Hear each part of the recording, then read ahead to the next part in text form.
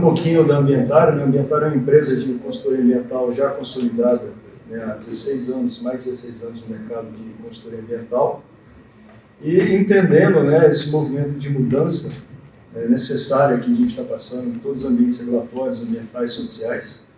A gente promoveu também uma inovação na empresa, né? Criamos recentemente, né, para ser mais preciso, em novembro do ano passado, uma diretoria nova de inovação e desenvolvimento, né? Então, eu deixei meu cargo de diretor técnico para assumir esse novo desafio, que é de trabalhar, né, todos os aspectos de sustentabilidade aplicados ao nosso negócio, né? Então, não só implantar uma política própria de sustentabilidade, mas também levar esse processo e essas perspectivas para os projetos e clientes que a gente trabalha.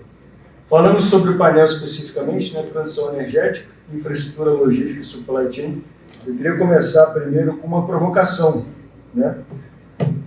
Por que falar, né, em transição energética, né? A gente está falando de eólicas offshore, a gente está falando de produção de hidrogênio verde, por que a gente está discutindo transição energética? Acho que se o Brasil tem uma das matrizes energéticas mais sustentáveis do mundo, né? Quando a gente olha, esse é um gráfico que eu tirei agora da EPE, né? Fonte aí de 2021, quando a gente olha a matriz energética do Brasil, a gente vê que quase 50% da matriz é de energias fontes renováveis, né? Enquanto no mundo isso é algo em torno de 14%.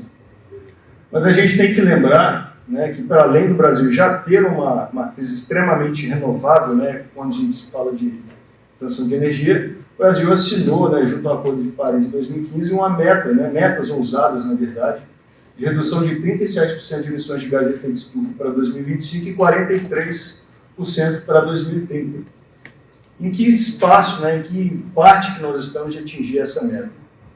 Na verdade, estamos muito distantes, né? Quando a gente pega as estimativas de 2010, né, quando foi criada a Política Nacional de Combate a Mudanças Climáticas, a gente tinha uma emissão aí da ordem de 1.271 bilhões de toneladas, né, de CO2 ou carbono equivalente. Em 2020, né, 5 anos após a gente ter assegurado a meta, né, de redução de emissão, a gente passou para quase 1 bilhão e 700. Né? Então, em 5 anos, a gente aumentou nossa emissão de 32%, ao invés de iniciar uma redução significativa, como é proposto na meta, né? E quando a gente olha as emissões específicas para o setor, né, a gente vê que, obviamente, o Brasil, pelas características de ocupação do solo e produção industrial, a energia não é o fator mais relevante para a emissão de gás de efeito estufa, mas assim a mudança de uso do solo, desmatamento, para a implantação de diversos outros tipos de uso, principalmente agropecuária, né? Mas a energia ela representa alguma coisa em torno de 23%, né, do que nós emitimos atualmente de gás de efeito estufa. Mas beleza, a gente quer fazer uma transição energética, a gente quer mudar a origem da energia, né, da fonte de energia. A gente vai desconsiderar as térmicas e outras fontes? Não, não é desconsiderar, mas é buscar uma transição para uma matriz ainda mais renovável.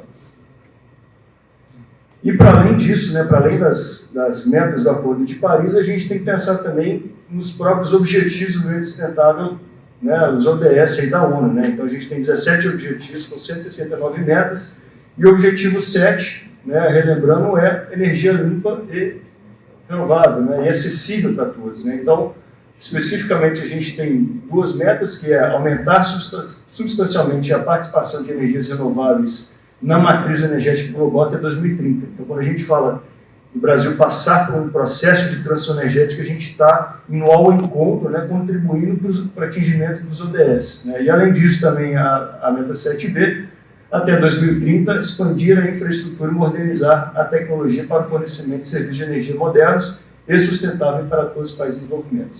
Então, mudar a matriz energética brasileira ela é mais do que necessária, é um movimento que não é só nacional, é um movimento mundial em prol, né, de um mundo mais sustentável, né, de uma energia mais confiável também. Mas quais são os nossos desafios, né, para essa transição energética, né? Então, nós tivemos aí extensos debates, tanto ontem quanto hoje, e a gente passou um pouquinho por esses desafios, né, desafio regulatório, ele está na discussão sobre a emissão das DIPs, né, as concessões de uso, e essas concessões elas são pré-requisitos fundamentais para o órgão ambiental federal responsável pelo licenciamento, analisar os estudos e emitir as licenças. A gente tem os desafios ambientais, né, a falta de conhecimento básico, né, sobre os critérios de fauna e flora da plataforma continental. A gente tem as dificuldades e desafios também na parte social, como bem falado no painel ontem, né, a gente tem comunidades tradicionais pesqueiras, inclusive pleiteando com um projeto de lei, né, de estabelecimento de territórios de pesca. Então, é uma situação bastante complexa. Mas, para além disso, a gente tem esses 3 desafios aí que vão gerar mais ou menos dentro da nossa discussão aqui hoje, que é o desafio financeiro, né? Então, hoje a gente tem que o BNDES já declarou, né, na COP27 que pretende se tornar um mecanismo de zero carbono para financiamento de projetos de infraestrutura até 2050. Né? Então, quais são os desafios que o BNDES e outras instituições financeiras terão que estabelecer para os seus pleiteantes ao financiamento, né? E outras questões bastante relevantes. É a questão logística, né? Hoje a gente tem efetivamente uma infraestrutura de suporte suficiente e necessária para a gente transportar todos os equipamentos, instalar, né, projetos de eólica offshore, projetos de hidrogênio verde, e a cadeia de fornecedores, nessas peças e equipamentos, né? Então a gente pensa, por exemplo, estava comentando um pouquinho hoje mais cedo, implantação de projetos de transmissão de energia, né, são obras que relativamente são simples, né, não são complexas, mas quando a gente pega, por exemplo, o prazo de entrega de um equipamento, de uma subestação, por vezes ele supera muito mais de implantação de uma obra. Então, a ideia hoje é um bate-papo, né, então eu gostaria de chamar aqui para conversar com a gente. Só um minutinho, deixa eu pegar minha cola aqui. Maria Ângela Ciodaro, coordenadora comercial da Ambientária, minha colega, minha amiga, por favor, Maria Ângela. Salve de palmas, gente, por favor.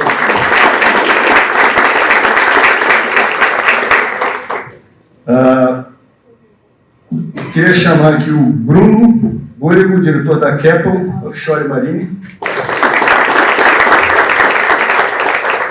Vitor Santos, diretor de tecnologia da Aeres.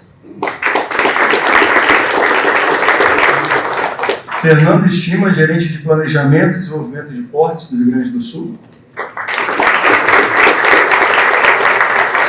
Por último, não menos importante, Werner Grau, sócio da Pinheiro Neto Advogado.